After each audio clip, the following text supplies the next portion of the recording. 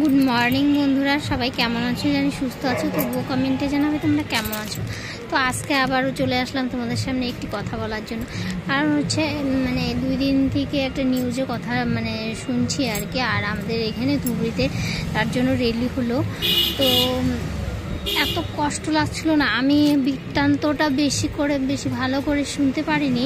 কথাটা এতটা খারাপ লেগেছে না শুনে, আমি আর দোকানে আসতে পারছিলাম না যে কীভাবে মেয়েটাকে এত কষ্ট দিয়ে মারা হয়েছিল। সত্যি আমার জানি ভেবেই গাছ জানি শিংড়ে উঠছে একদম।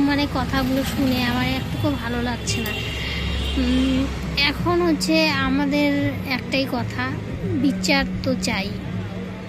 তো জানি না কি করবে ওদের সরকার।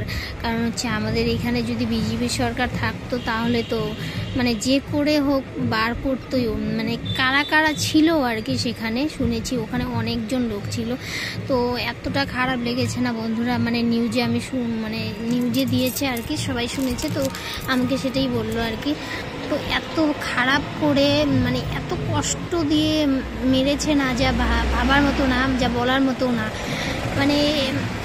আমি কিছুক্ষণ থম ধরে গেলাম, কেন জানি না এমন হলো। এত কষ্ট করে মারার থেকে যেন ওকে যদি গাড়ি চাপা দিয়ে মেরে দিত তাহলে হয়তো অতটা কষ্ট ও পেত না। এতটা কষ্ট দিয়ে ওকে মারা হয়েছে। তো এর জন্য অনেকটা অনেক শাস্তির প্রয়োজন ওদের।